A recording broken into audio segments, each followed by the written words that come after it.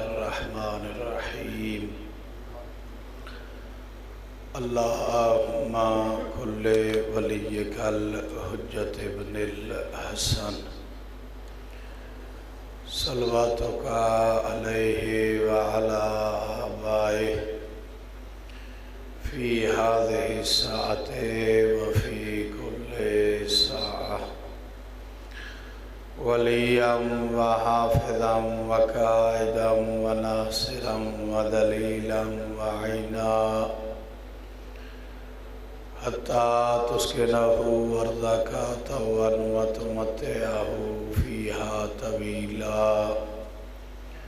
یا رب محمد وآل محمد اللہم صلی علی محمد من الشیطان الرجیم بسم اللہ الرحمن الرحیم الحمد للہ الاول والآخر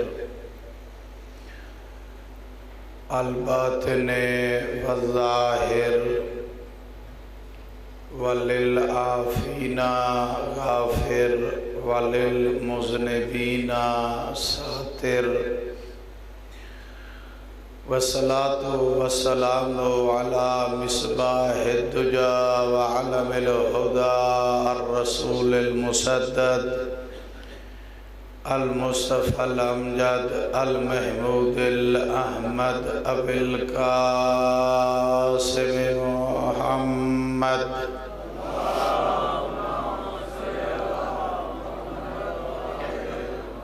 وعلى آله الطيبين الطاهرين المعصومين الذين أذهب الله عنهم الرجس وطهرهم تطهيرا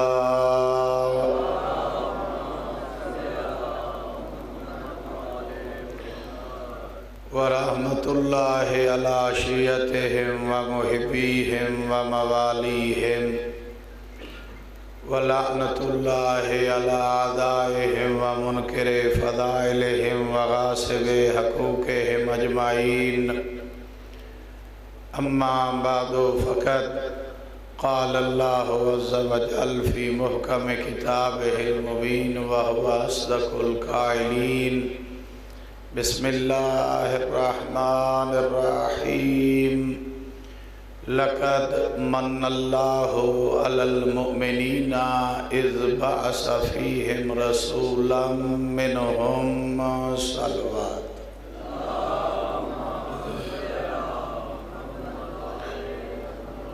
صلوات پڑھنا عین عبادت ہے، لگن کے ساتھ درود پڑھیں جیسے شان ہے محمد والے محمد کی بآواز بلند صلوات۔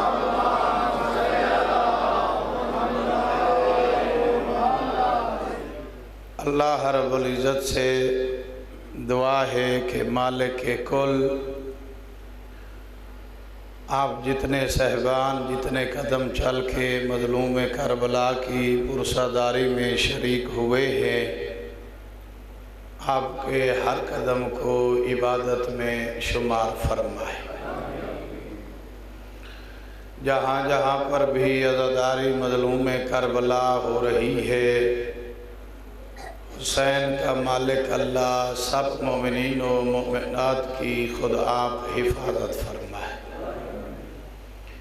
بانیان عشرہ محرم الحرام علی رضا جعفری صاحب اور ان کے خانوادہ کی توفیقات خیریہ میں اضافہ فرمائے۔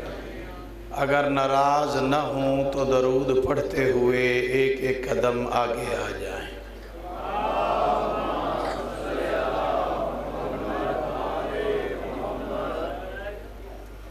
پھر بھی صلوات پڑھیں محمد والے محمد کی۔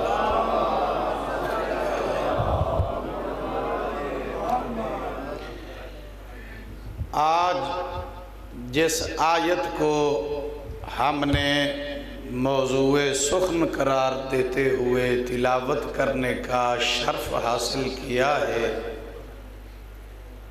گفتگو سے پہلے تمہید کے طور پر ایک جملہ آپ کی سماعتوں کی نظر کرنے جا رہا ہوں۔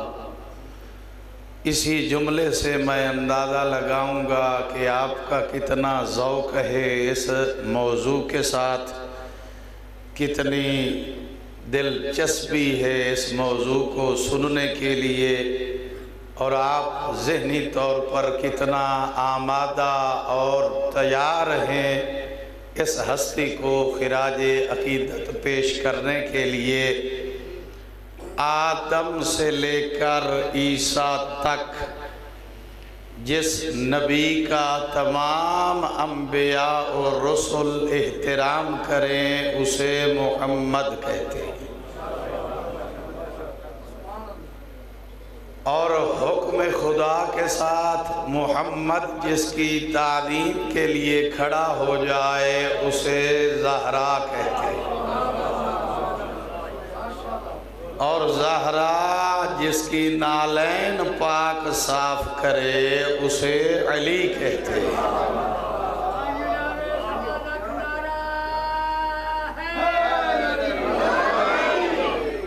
اور علی ابن ابی طالب جیسی ہستی جس کے قدموں پہ ہاتھ لگا کر احترام کرے اسے ابو طالب کہتے ہیں۔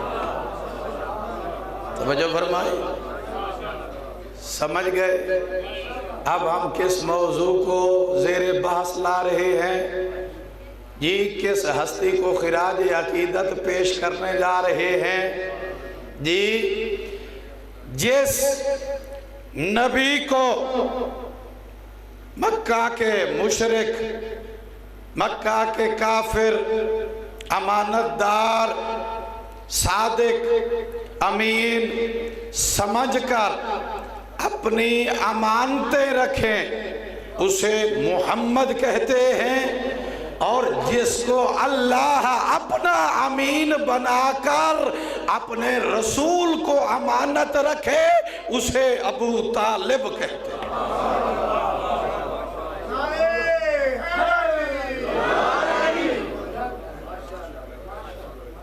توجہ فرمائی، جملہ وصول کیا آپ نے۔ جس نبی پر کافر مشرک اعتماد کر کے امانت دار سمجھتے ہوئے اپنے گھر کی قیمتی اشیاء بطور امانت رکھیں اسے محمد کہتے ہیں، اور جس کے پاس اللہ اپنے رسول جیسی امانت رکھے اسے ابو طالب کہتے ہیں۔ توجہ فرمائی، یہ اللہ کی امانت تھی نا، اس لیے قرآن میں بہت کم مقامات ہیں جہاں پر رب العزت کا انداز ایسا ہے کہ وہ احسان جتلا رہا ہو، وگرنہ اللہ کو احسان جتلانے کی ضرورت نہیں، وہ مالک الملک ہے، کوئی مانے تب بھی وہ اللہ ہے، نہ مانے تب بھی وہ اللہ ہے، اس کی شان ربوبیت میں ذرا برابر بھی فرق نہیں پڑتا۔ اسی وجہ سے حدیث قدسی میں آیا اگر ساری کائنات اس بات پر اتفاق کر لے کہ اللہ کی بارگاہ میں سربہ سجود ہونا ہے تو اس کی شان میں ذرا برابر بھی اضافہ، اور اگر ساری کائنات بائیکاٹ پر اتفاق کر دے تو اس کی شان میں ذرا برابر بھی کمی نہیں آتی۔ وہ اللہ ہے، اسے احسان جتلانے کی ضرورت نہیں ہے۔ اللہ اس آیت میں احسان جتلا رہا ہے، کیا فرمایا؟ لَقَدْ مَنَّ اللَّهُ عَلَى الْمُؤْمِنِينَ اِذْ بَعَثَ فِيهِمْ رَسُولًا مِّنْهُمْ۔ اللہ کا احسان ہے مومنین پر، اللہ کا احسان ہے مومنین پر۔ کیا احسان ہے؟ اذ بعث فیہم رسولا منہم کہ اس نے مومنین میں سے ان جیسا مومنین میں سے ایک کو رسول بنا کر بھیجا۔ اللہ کا احسان ہے مومنین پر کہ اس نے ان مومنین میں سے ایک کو بطور رسول چن لیا، بطور رسول مبعوث فرما دیا۔ اب مومنین عربی زبان کا لفظ ہے، جمع کا لفظ ہے۔ مومن ایک صاحب ایمان کو کہتے ہیں، مومنان دو صاحب ایمان کو کہتے ہیں، مومنین کم از کم تین صاحبان ایمان ہوں تو تب بولا جاتا ہے مومنین۔ ابھی اعلان نبوت ہوا نہیں، ابھی اعلان رسالت ہوا نہیں، ابھی تبلیغ کی ابتدا ہوئی نہیں، ابھی لا الہ الا اللہ کا پرچار شروع نہیں ہوا۔ اللہ کن مومنین پر احسان فرما کر رسول مبعوث فرما رہا ہے۔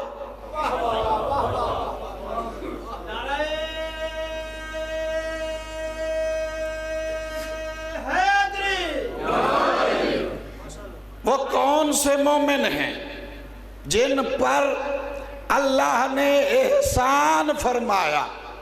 وہ ہیں بھی کم از کم تین یا تین سے زیادہ۔ وہ کون سے مومنین ہیں جن پر اللہ نے احسان فرمایا؟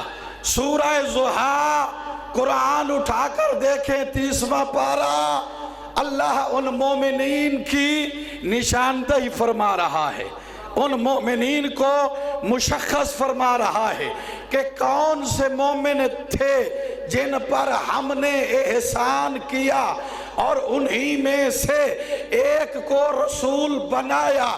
پہلا مومن اللہ فرما رہا ہے الم یجد کا یتیمن فآوا۔ یہ میرے سننے والے میرے ساتھ سفر کریں، یہ الم یجد کا یتیمن فآوا۔ میرا حبیب کیا ہم نے تمہیں یتیم نہیں پایا پس پناہ دی؟ پناہ کون دے رہا ہے؟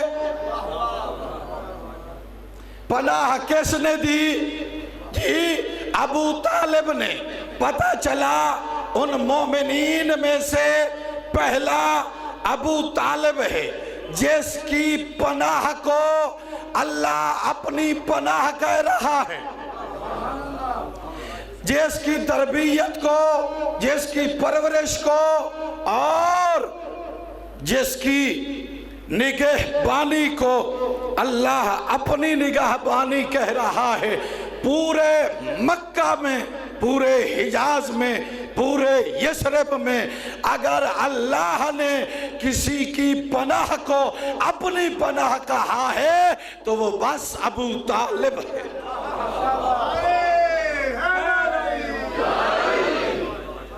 توجہ فرمائی، یہ ایک مومن جس پر اللہ نے احسان فرمایا کہ انہی میں سے ایک کو رسول مبعوث فرمایا۔ دوسرا مومن عالم واجدہ کا ضالن فاہدہ۔ میرا حبیب تو بے یار و مددگار تھا، تیرا کوئی معاون ناصر مددگار نہیں تھا، مکے میں بے سہارا تھا، کیا ہم نے تمہیں سلطان نصیرہ عطا نہیں کیا؟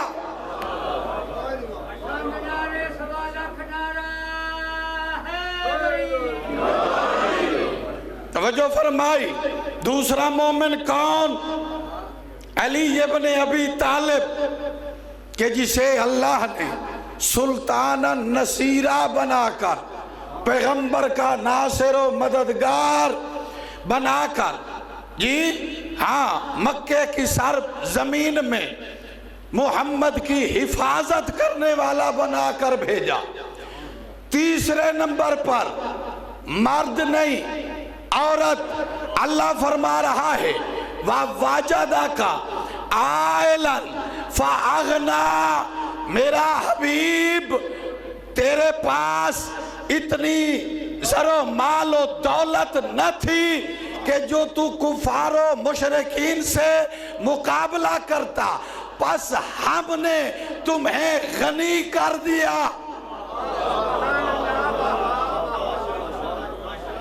ہم نے تمہیں غنی کر دیا۔ دولت کس کی تھی؟ خدیجۃ الکبریٰ کی۔ اللہ کیا فرما رہا ہے؟ ہم نے تمہیں غنی کر دیا۔ پتہ چلا اللہ نے ان مومنین پر احسان فرمایا جس کا کم سے کم مرتبہ یہ ہے جن کے فعل کو، جن کے عمل کو، جن کی دولت کو اللہ اپنی دولت کہتا ہے، اپنا عمل کہتا ہے اور اپنا فعل کہتا ہے۔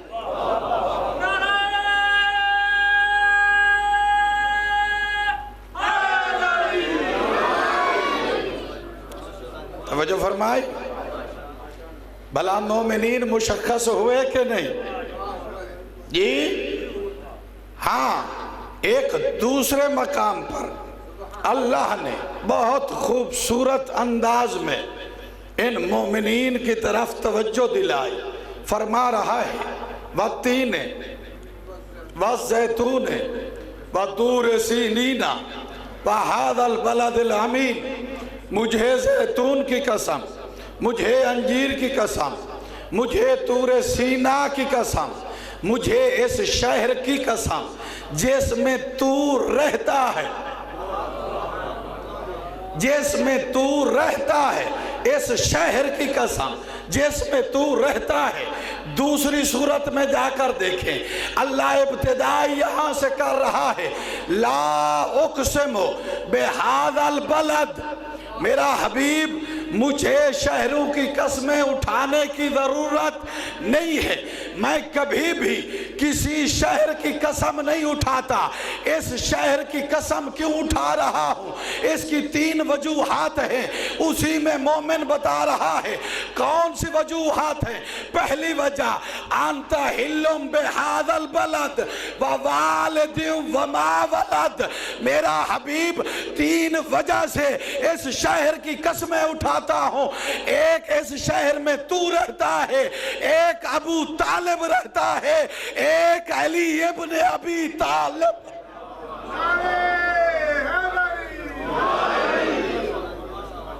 وجہ فرمائی انت حلم بہذا البلد، میرا حبیب چونکہ تو اس شہر میں رہتا ہے، جی ہاں تو اس شہر میں رہتا ہے، چونکہ تو میرا محبوب ہے، تو جن گلیوں میں پھرتا ہے وہ گلیاں بھی مجھے پسند ہیں، جی ہاں اس لیے قسم اٹھا رہا ہوں۔ ووالد وما ولد، ایک باپ رہتا ہے، ایک بیٹا رہتا ہے، ان کی وجہ سے یہ شہر باعظمت بن گیا ہے۔ مدینے کی پاک گلیاں نعت پڑھنا آسان ہے، مگر ان گلیوں کے تقدس کو سمجھنا، اس کی معرفت حاصل کرنا کہ وہ محمد عربی کی وجہ سے ہے، وہ ابو طالب کی وجہ سے ہے، وہ علی ابن ابی طالب کی وجہ سے ہے، اور اللہ نے یہ رتبہ عطا فرما کر اعلان فرمایا ابو طالب چونکہ تو نے ہمارے محمد کی حفاظت فرمائی، ہم بھی تیری آنے والی نسل امامت کی قیامت تک حفاظت فرمائے گے۔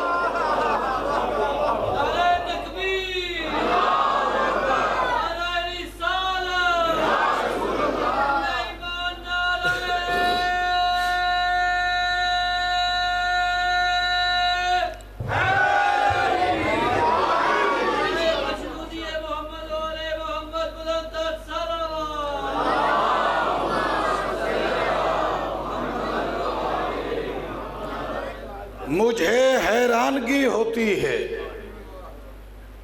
اس خطیب پر جو آج کے اس ماڈرن دور میں بھی ابو طالب کے اسلام کو زیر بحث لا کر گفتگو کر رہا ہوتا ہے، میں کہتا ہوں ہوش کے ناخن لو، عقل کر، اپنے آپ کو سمجھا۔ علی جتنی بڑا باعظمت ہے، علی باپ ہے 11 اماموں کا، ابو طالب باپ ہے 12 اماموں کا۔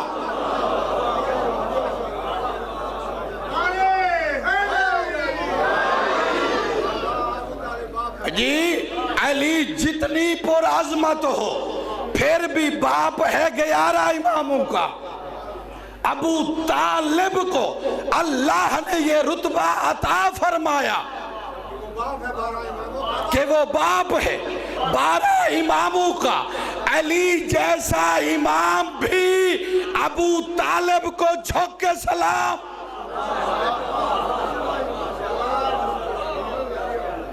تیری اور میری کیا جرأت کہ ہم ایمان ابو طالب پہ گفتگو کریں؟ جی ہاں عزیزان، قرآن اٹھا کر دیکھیں، اللہ نے اپنے حبیب کو مخاطب کر کے عیسائیوں کے بارے میں ارشاد فرمایا، میرا حبیب یہ تو اس سے سوال کرتے ہیں عیسیٰ ابن مریم کے بارے میں، اور ان کا یہ عقیدہ ہے کہ عیسیٰ اللہ کا بیٹا ہے۔ میرا حبیب ان کو جواب دو کہ اللہ کا کوئی جز نہیں ہے، اللہ کا کوئی جز نہیں ہے۔ سوال کیا تھا؟ یہ کہتے ہیں کہ عیسیٰ اللہ کا بیٹا ہے۔ اللہ نے جواب کیا عطا فرمایا؟ میرا حبیب ان کو کہہ دو کہ اللہ کا کوئی جز نہیں ہے، کوئی جز نہیں ہے۔ پتہ چلا اللہ کی نگاہ میں بیٹا جز ہوتا ہے، باپ کل ہوتا ہے، بیٹا جز ہوتا ہے، باپ کل ہوتا ہے۔ اب آئیں میرے سامعین میدان خندق کی طرف کہ جب پیغمبر نے ارشاد فرمایا تھا مان لے حاضل قلب، کوئی ہے جو اس کتے کی زبان بند کرے، تو امیر ممکنات اٹھے میدان کارزار کی طرف جا رہے تھے، تو کیا فرمایا میرے حبیب نے، کیا فرمایا محبوب خدا نے؟ بارز الایمان کلہ الی الکفر کلہ، آج کل کا کل ایمان کل کفر کے مقابلے جا رہا ہے۔ ارے اپنے آپ کو اسلام کا ٹھیکیدار سمجھنے والا، جس کا جز کل ایمان ہو اس کا کل کیسے؟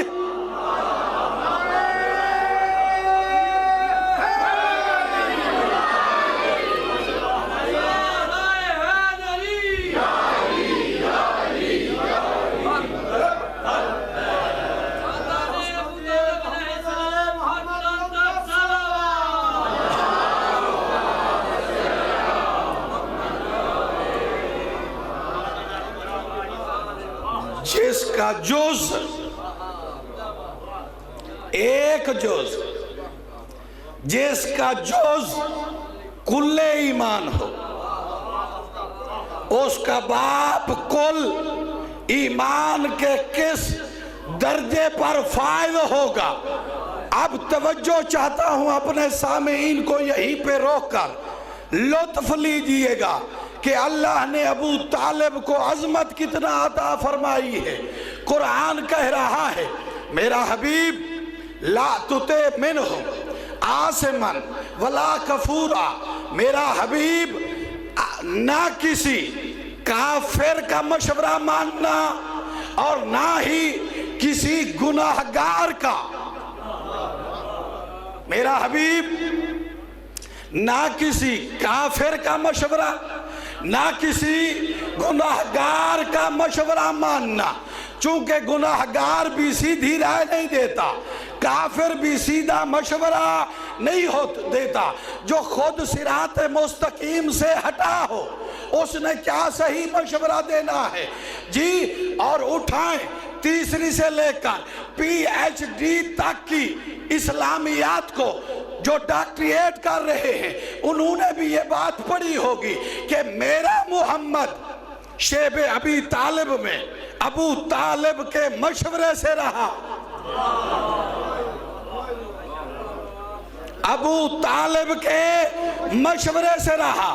آئے حضرت محمد ابو طالب کے پاس، کہنے لگے کہ بائیکاٹ ہو رہا ہے، بائیکاٹ ہو رہا ہے۔ تو کیا کہا ابو طالب نے؟ ہاں چلتے ہیں اپنی شیبہ کی طرف۔ شیب ابی طالب اسی وجہ سے کہتے ہیں چونکہ یہ ان کی اپنی وادی تھی۔ محمد ابو طالب کے مشورے سے، ابو طالب کے مشورے سے شیب ابی طالب میں رہے۔ اللہ قرآن میں فرما رہا ہے نہ کسی کافر کا مشورہ لینا ہے اور نہ ہی کسی گناہگار کا۔ اگر اپنے آپ کو اسلام کا اتنا ٹھیکیدار سمجھتا ہے تو پھر یا قرآن سے آیت نکال یا ماننا پڑے گا کہ ابو طالب گناہگار بھی نہیں۔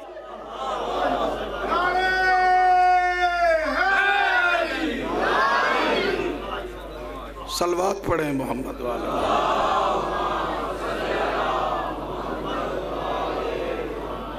توجہ فرمائی، یہ کیسا ناصر رسالت ہے جی، یہ کیسا نگہبان رسالت ہے جی، ہاں جو اپنے بھتیجے پہ اتنا اعتماد رکھتا ہے کہ اس کی گفتگو سن کے کفار کی آنکھوں میں آنکھیں ڈال کے بات کرتا ہے جی۔ ایک دن میرے پیارے محمد نے اپنے چچا ابو طالب کو بلایا جی، فرمانے لگے چچا جان وہ جو معاہدہ طے پایا تھا ہمارے اور مشرکین مکہ کے درمیان، جاؤ ان کو کہو اس معاہدے کو دیمک کھا گئی ہے، دیمک کھا گئی ہے، اس پہ فقط یا نام خدا باقی ہے یا نام محمد باقی ہے۔ ابو طالب نے کوئی سوال جواب نہیں کیا، بھتیجے کی بات سن کے بڑے اطمینان کے ساتھ آئے بیت اللہ میں، خانہ خدا میں، سامنے ابو جہل کھڑا تھا، دیکھ کر کہا او جہالت کے باپ جی، او جہالت بھی جیسے شرماتی ہے، میرے بھتیجے نے مجھے کہا ہے کہ جو معاہدہ لکھا گیا تھا اسے دماغ کھا گئی ہے، اسے دماغ کھا گئی ہے، اس پہ فقط نام خدا باقی ہے یا نام محمد باقی ہے۔ ابو جہل نے بڑا حیران و ششدر ہو کر ابو طالب کو دیکھا، دیکھ کر کہنے لگا گھر میرا، صندوق میرا، وہ دستاویز میرے پاس، تیرے بھتیجے کو کیسے پتا چلا؟ ابو طالب نے بیت اللہ میں کھڑے ہو کر ابو جہل کو کہا بدبخت زبان درازی نہ کر، جو بھتیجا کہہ رہا ہے وہ حق بھی ہے، وہ سچ بھی ہے، تو جا کے دیکھ میرے بھتیجے نے جو کہا ہے وہ بالکل حق ہوگا۔ یہ کہنا تھا ابو طالب کا۔ ابو جہل چلا اپنے گھر، دروازے داخل ہوا اپنے گھر میں، صندوق کھولا، کیا دیکھا کہ معاہدے کو دماغ کھا گیا ہے، فقط نام خدا باقی ہے اور نام محمد باقی ہے۔ یہ واپس آیا، آ کر کہا کہ تیرے بھتیجے کو کیسے پتا چلا کہ دیمک کھا گئی ہے، فقط نام خدا باقی ہے یا نام محمد باقی ہے؟ ابو طالب نے ایمان کی اس درجے پر کھڑے ہو کر ابو جہل کو آنکھ میں آنکھ ڈال کر جواب عطا فرمایا، کہا بدبخت یہ دو نام کبھی نہیں مٹ سکتے، ایک بنانے والا ہے کائنات، دوسرا وہ ہے جس کے صدقے میں کائنات بنی۔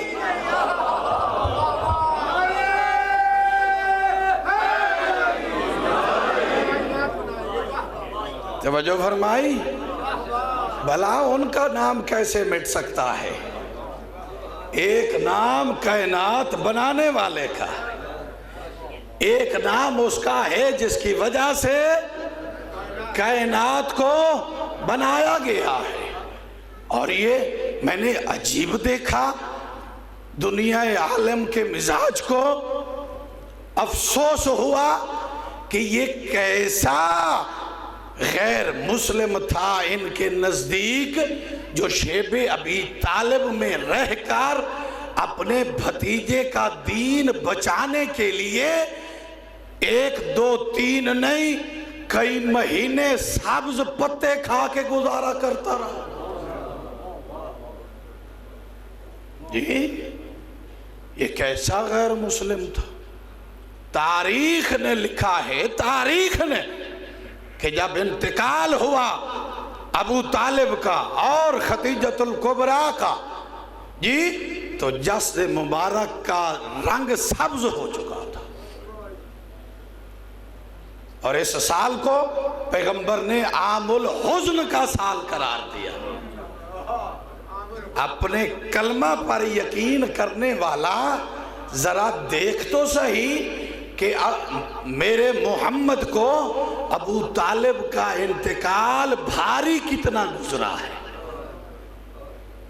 جی ہاں، حضرت محمد دنیا پہ تشریف لائے، حضرت عبد المطلب نے اپنے پوتے کو، عبداللہ کے بیٹے کو اٹھایا ہوا ہے، لوری سنا رہے ہیں، کبھی دائیں رخسارے پہ بوسہ دیتے ہیں، کبھی پیشانی پہ بوسہ دیتے ہیں، کبھی بائیں رخسارے پہ بوسہ دیتے ہیں، خرامہ خرامہ چلتے ہوئے آتے ہیں حضرت ابو طالب، آ کے کیا عرض کر رہے ہیں؟ بابا جان، عبداللہ کا بیٹا حسین ہے نا، ہمارا بھتیجا مبارک مولود ہے نا، ہمارا بھتیجا حسین ہے نا، ہمارا بھتیجا پیارا ہے نا، بابا جان مجھے اجازت ہے میں اپنے بھتیجے کا نام رکھ لوں۔ توجہ نہیں فرما رہے؟ جی سامعین میرے ساتھ سفر کریں، لطف آئے گا ابو طالب سن کے، ایمان و معرفت میں اضافہ ہوگا ابو طالب سن کے میں اپنے بھتیجے کا نام رکھوں۔ بس میرے اس فکرے کو اپنے ذہن میں جگہ دیجئے، لے کے جا رہا ہوں دوسری طرف، جہاں پر حدیث قدسی میں اللہ نے ارشاد فرمایا کہ ہم نے نام محمد کو آدم سے لے کر عیسیٰ تک اپنے انبیاء پر بھی مخفی رکھا، پوشیدہ رکھا، چھپا کر رکھا، چونکہ جو نبی بھی آیا اس نے آ کے کیا کہا؟ میرے بعد ایک نبی آئے گا، اس کا نام احمد ہوگا، میرے بعد ایک نبی آئے گا، اس کا نام احمد ہوگا۔ عیسیٰ نے بھی یہی کہا، موسیٰ نے بھی یہی کہا، ابراہیم نے بھی یہی کہا کہ ہمارے بعد ایک نبی آئے گا، اس کا نام احمد ہوگا۔ قرآن نے بھی محمد کا نام احمد بتایا ہے۔ اللہ نے اس نام کو انبیاء سے چھپائے رکھا تاکہ میرے محمد کے آنے سے پہلے کوئی بھی اپنا نام محمد نہ رکھ لے، تاکہ کل کو کوئی یہ نہ کہے کہ ابو طالب نے میرے ماموں کے نام پہ نام رکھا، میرے دادا کے نام پہ نام رکھا، میرے چچا کے نام پہ نام رکھا۔ آج ابو طالب آیا ہے، عبد المطلب اپنے باپ سے مخاطب ہے، عرض کر رہا ہے بابا مجھے اجازت ہے میں اپنے بھتیجے کا نام رکھوں؟ کہا ہاں بالکل رکھو۔ ابو طالب نے نام رکھا محمد، جس نام کو اللہ نے انبیاء سے چھپایا تھا۔ اس نام کا ابو طالب کو کیسے پتا چلا؟ تجھے ماننا پڑے گا کہ ابو طالب کے پاس اللہ نے امر بھیجا اور ابو طالب نے محمد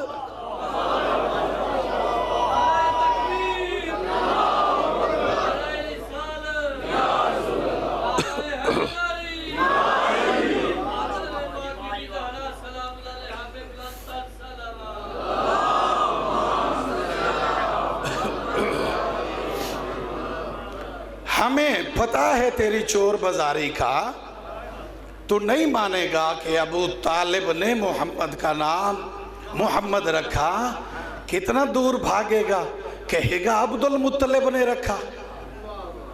پھر تمہیں عبد المطلب کے بارے ماننا پڑے گا کہ اسے اللہ نے کہا کہ اس کا نام محمد رکھنا ہے، چونکہ اس سے پہلے عالم اسلام کی تاریخ میں تو نام محمد ملتا نہیں ہے۔ اب دیکھیں کہ ابو طالب معرفت، ایمان، اعتقاد، یقین کی کس سیڑھی پہ موجود ہے؟ قرآن نام بتا رہا ہے احمد، ابو طالب نام رکھ رہے ہیں محمد۔ جی تو بڑا کہتا ہے نا حسبنا کتاب اللہ، ہمیں کتاب کافی ہے، تو بڑا قائل ہے نا اس بات کا، تو پھر ناراض نہ ہو، غیرت کر، ایک کافر کے رکھے ہوئے نام کا کلمہ نہ پڑھ۔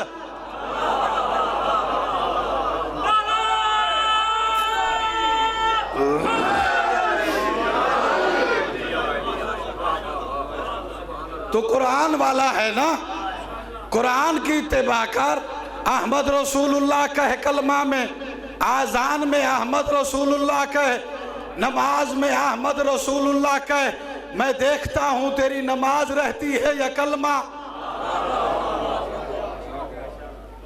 درود پڑھے محمد والے محمد کی ذات۔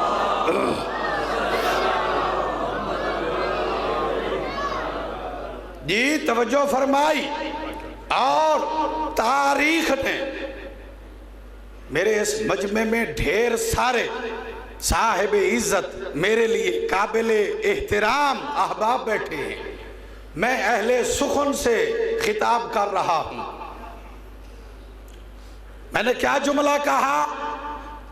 تاریخ نے زبان حال سے سوال کیا ابو طالب سے، تاریخ نے زبان حال سے سوال کیا ابو طالب سے کہ ابو طالب تیرے رب کے ناموں میں سے، اسماء میں سے ایک اسم ہے محمود، اس کا مطلب ہے جس کی تعریف کی جائے، اور تو نے اپنے بھتیجے کا نام رکھا ہے محمد، اس کا مطلب ہے جس کی بہت زیادہ تعریف کی جائے۔ تو نے اپنے بھتیجے کا نام اپنے رب کے نام سے وزنی رکھ دیا، مبالغہ پیدا کر دیا۔ اللہ کا نام ہے محمود، محمود کا مطلب ہے جس کی تعریف کی جائے، تو نے بھتیجے کا نام رکھ دیا محمد جس کی بہت زیادہ تعریف کی جائے۔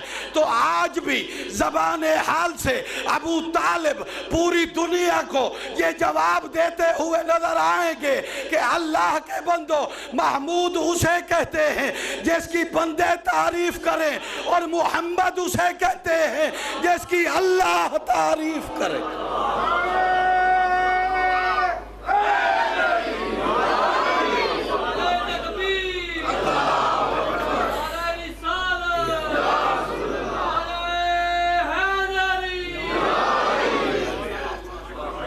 صلوات پڑھیں محمد والا۔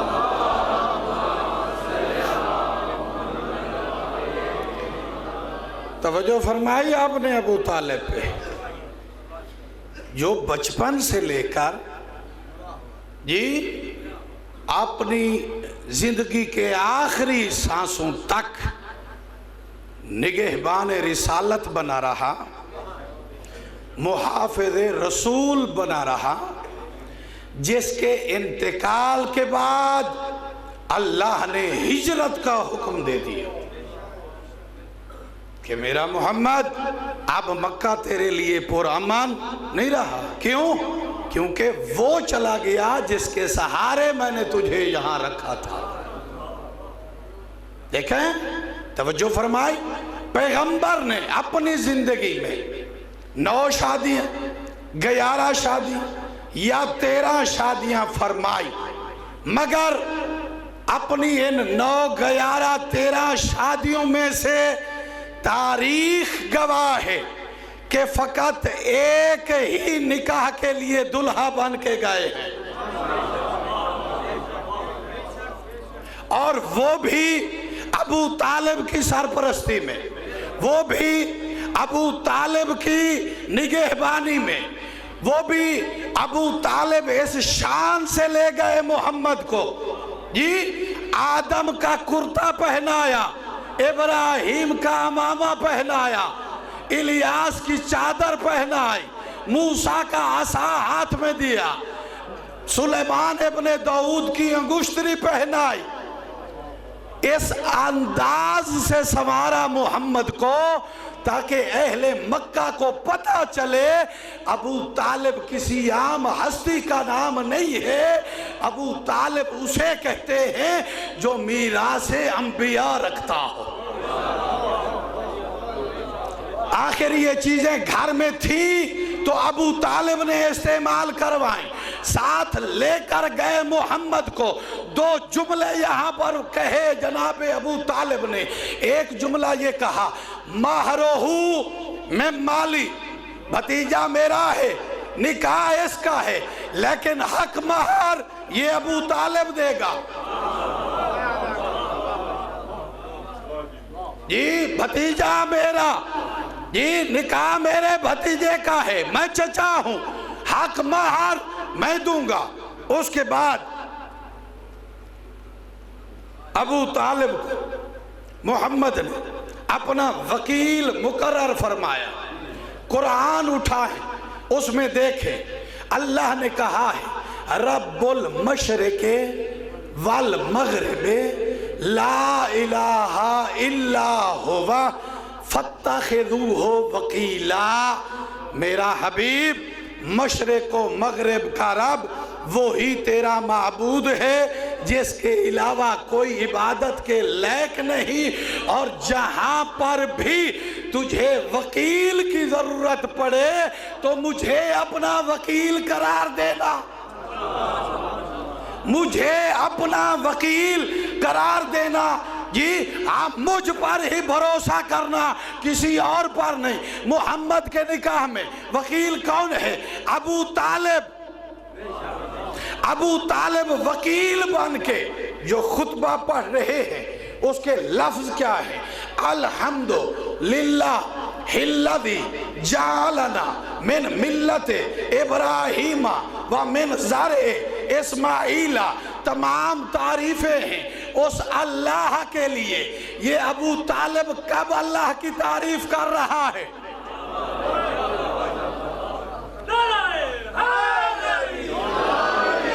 یہ ابو طالب کس وقت اللہ کی تعریف کر رہا ہے؟ میرے محمد کی عمر مبارک 25 سال، ابھی وہی آنے کو 15 سال دیر ہے.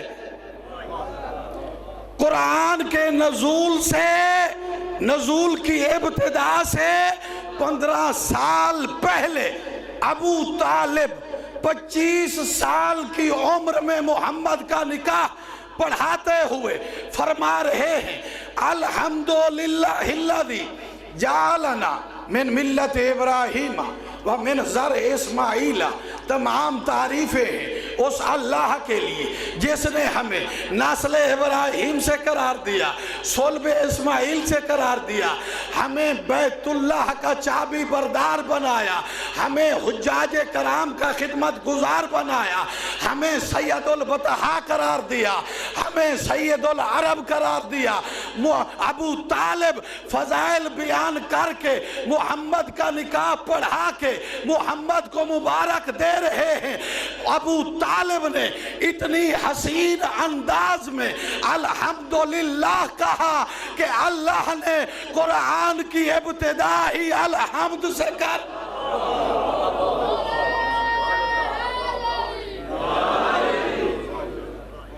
توجہ فرمائی. جس ابو طالب کو اللہ نے اتنی عظمتیں عطا فرمائی تھی، اسی ابو طالب کی اولاد کو در بدر پھرایا ہے اس وقت. اجرکم علی اللہ عزادارو. میرے چھٹے امام فرماتے ہیں اللہ رحم کرے ان آوازوں پر جو ہمارے مصائب و گریہ میں بلند ہوتی ہیں. جی 2 دن کا مہمان ہے اکبر کا بابا، جس کو رونا نانا ہے ایک دفعہ آنکھیں بند کرے، اپنا تصور لے جائیں میدان کربلا میں. یہ وقت تھا زینب عالیہ پوچھ رہی تھی، کہیں سے 2000، کہیں سے 4000، کہیں سے 10,000 کا لشکر، رو رو کے کہہ رہی ہے اے بھیا حسین یہ سارے کیوں جمع ہو رہے ہیں؟ جی کہا تیرے بھائی کے خون کے پیاسے ہیں. کیا حسین اس بھری کائنات میں ہمارا کوئی نہیں ہے؟ جی او میرا مظلوم بھیا، کسی کو تو بھی آواز دے دے، کسی کو تو بھی بلا لے. اجرکم علی اللہ عزادارو. معصوم فرماتے ہیں ایسے رویا کرو ہمارے غم میں جیسے بڑھیا جوان کے لاشے پہ بین کر کے روتی ہے. اور آج شبیہ برآمد ہونی ہے اس کی جس کے آسرے پہ زینب نے وطن چھوڑا تھا، جس کے سہارے پہ زینب عالیہ محمل پہ سوار ہوئی تھی. اجرکم علی اللہ عزادارو. ایک مولا کا صحابی ہے، اس کا نام ہے منہال.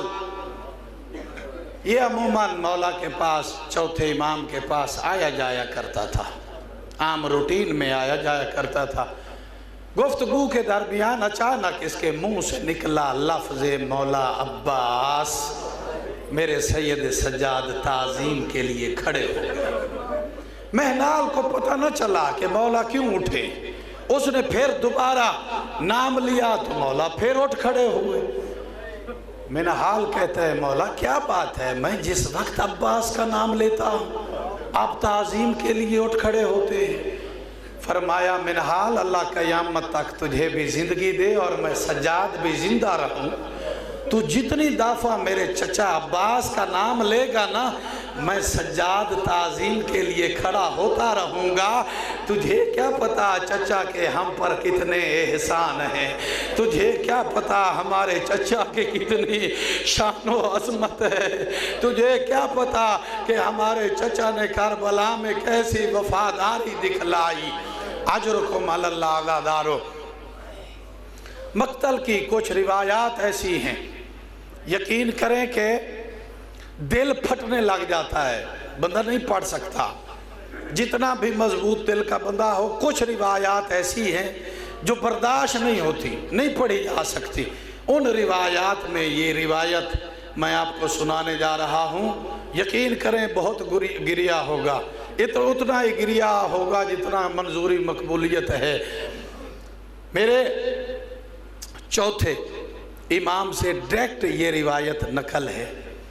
مولا سید سجاد سے کسی نے سوال کیا کہ مولا یہ ہم نے تاریخ میں دیکھا ہے کہ جب شام غریباں کو سارے شہداء کے سر تن سے جدا کر دیے تو سب کے سروں کو نو کے نیزہ پر سوار کر دیا گیا تھا، سانگوں پر سوار کر دیا گیا تھا، مگر تیرے چچا عباس کا سر نو کے سینہ پر نہیں رکتا تھا. جی وہ جو ہی نو کے سینہ پر سوار کرتے عباس پرواز کر کے نیچے آ جاتے. بالآخر انہوں نے رومال میں باندھ کر عباس کے سر کو گھوڑے کی گردن کے ساتھ باندھ دیا. اجرکم علی اللہ عزادارو. نہیں سن پاؤ گے، سنو گے. چوتھے امام نے ارشاد فرمایا، ہاں ارشاد فرمایا چونکہ میرا چچا غازی غیرت کا سمندر ہے، جب نو کے سینہ پر سر بلند ہوتا تھا نا تو میرے چچا کی نگاہ زینب کی کھلے سر پہ پڑتی تھی. وہ زینب عالیہ کے بندھے ہوئے बंधे हुए हाथों पर पड़ती थी। चचा अब्बास का सर परवाज कर जाता और रो रो के कहता, ओ काश मैं पाबंद ना किया जाता, ओ तुझे बाजारों और दरबारों में ना फिराया जाता। अजरुकुम अलल्लाह आज़ादारो। 28 रजब को जब मजलूम करबला ने हुक्म दिया ना, भैया अब्बास मनादी करो, मदीने लोगों को बताओ वो घर से बाहर आ रही है जिसका सूरज हया करता जी, चंद लम्हात के लिए घर से बाहर ना हो। हजरत अब्बास ने मदीने में मुनादी की जी। ये सोगनामे आले मोहम्मद में मैंने खुद ये लफ्ज पढ़े हैं कि इंसान तो अपनी जगह पे मदीने में दरख्तों पर जो परिंदे बैठे थे वो भी परवाज कर गए जी। अब्बास के लहजे में इतना रोब था, जब कहा ना अल हिजाब तो परिंदे भी परवाज कर गए मदीने के ऊपर से, परिंदों ने भी उड़ना रोक दिया जी। इसी असना में ज़ैनब आलिया घर से बाहर निकली। मेरे रसूल का एक सहाबी है अब्दुल्ला, आंखों से नाबीना कानों से बहरा, बादल के गरजने की भी आवाज नहीं सुन सकता।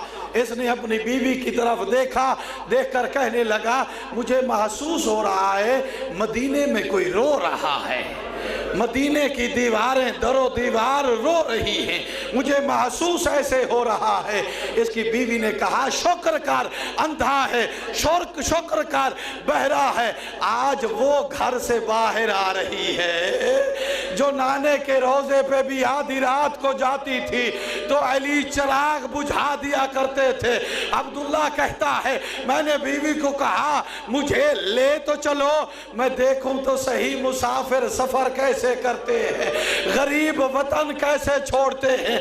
अब्दुल्ला आके खड़ा, हजरत अब्बास ने नियाम से तलवार निकाली, कहा तुझे नहीं पता कौन घर से बाहर आ रही है, अल हिजाब की आवाज नहीं सुनी थी।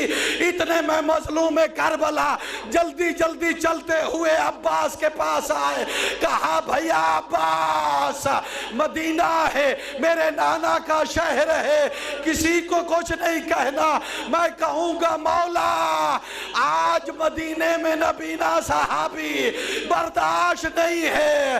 अरे कुजा वो वक्त था जब कूफा का बाजार था, शाम का बाजार था, ज़ैनब आलिया बैठ बैठ के सफर कर रहे।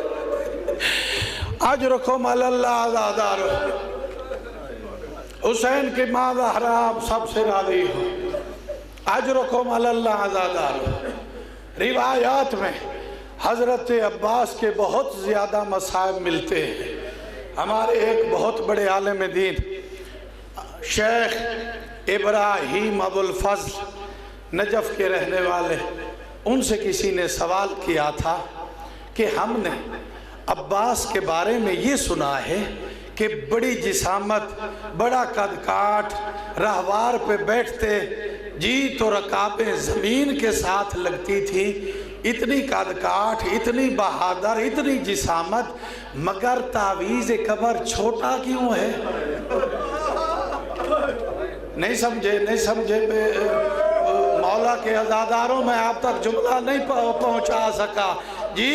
इतनी जिसामत, इतना कद काठ, मगर तवीज़ कबर छोटा क्यों है?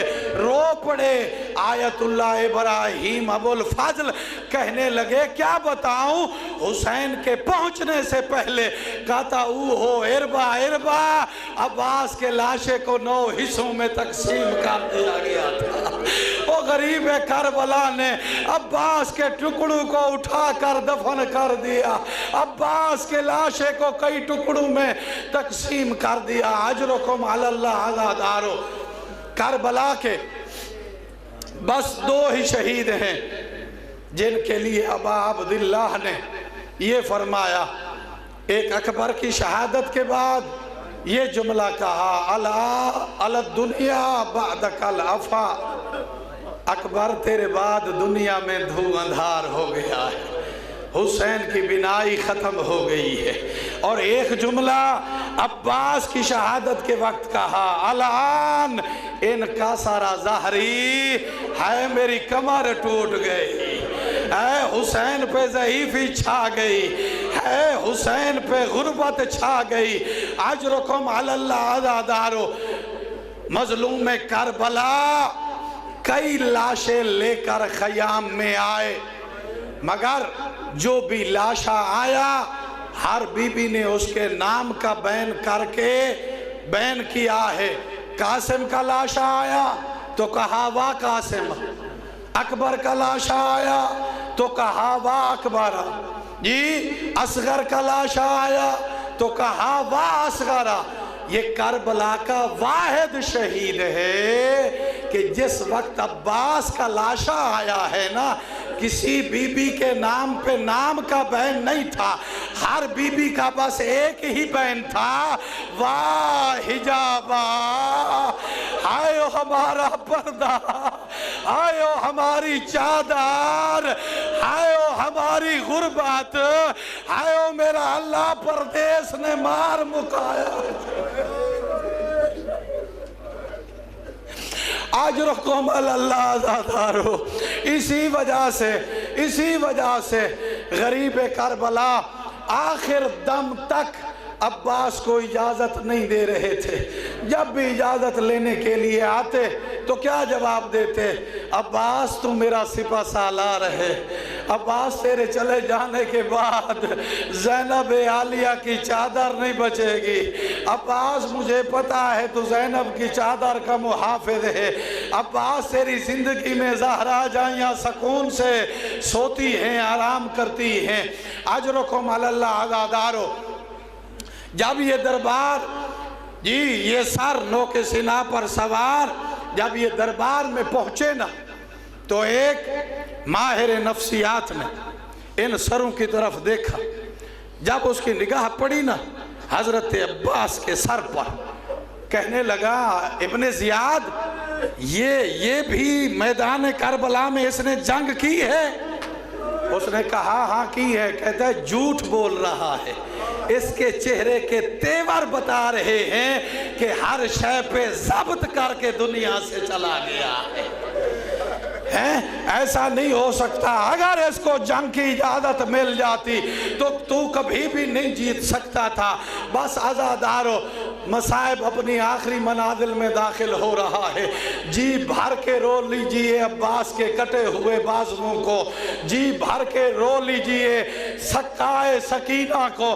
آج بھی زائر جب کربلا جاتے ہیں نا تو باب قبلہ کی طرف میرے مولا کا ایک سلام لکھا ہوا ہے۔ کیا لکھا ہے؟ السلام علیکہ یا عطاشی کربلا، او کربلا والوں کی پیاس بجھانے والے، ہمارا آپ پر سلام ہو۔ آج بھی حضرت عباس کی زری پر سکینہ کی پیاس پڑھنا منع ہے، آج بھی پانی عباس کی زری کا چکر لگا لگا کے عباس سے معافی مانگ رہا ہے۔ جی اجرکم علی اللہ عزادارو، مظلوم کربلا نے بامشکل سے سکینہ کی سفارش پر عباس کو اجازت دی۔ عباس آئے میدان کارزار میں، کافی ساروں کو فنار و سکر کیا، پہنچے دریائے فرات کی نہر میں، اپنے گھوڑے کو رہوار کو داخل کیا، مشکیزہ پانی کا بھرا، پانی کی طرف دیکھ کر کہہ رہے ہیں تیرے بہنے کا کیا فائدہ، خیمے میں اصغر پیاسا ہے، تیرے بہنے کا کیا فائدہ، فوج اشقیاء کے جانور بھی پانی پی رہے ہیں، آل محمد پیاسے ہیں۔ عباس باہر نکلے، آ رہے تھے خیام کی طرف، ایک ظالم نے وار کیا، عباس کا دایاں بازو قلم ہوا، پھر چند لمحے آگے بڑھے، پھر دوسرے نے وار کیا، دوسرا بازو قلم ہوا، پھر چند لمحے آگے بڑھے، ایک ظالم نے تیر مارا جو مشکیز نیزے میں لگا۔ عباس کو اپنی آرزو بہتی ہوئی نظر آئی، اپنے رہوار کو کہا اب خیام نہ لے جانا، اب مجھے لشکر کے درمیان میں لے چلو۔ عباس جنگ کر رہے تھے، مسلسل لڑ رہے تھے، ایک ظالم نے گرز مارا اور دوسرے نے آنکھ میں تیر مارا۔ بن بازووں کے عباس زمین کربلا پہ آئے اور کہا السلام علیکہ یا ابا عبداللہ، او مولا نوکر کا آخری سلام ہو۔ مظلوم کربلا آئے، اپنے بھیا عباس کے لاشے پر رو کر عباس نے کہا مولا میری آنکھ کا تیر نکالو، میری آنکھ صاف کرو، میں دیکھوں تو صحیح وہ غریب کیسے ہوتے۔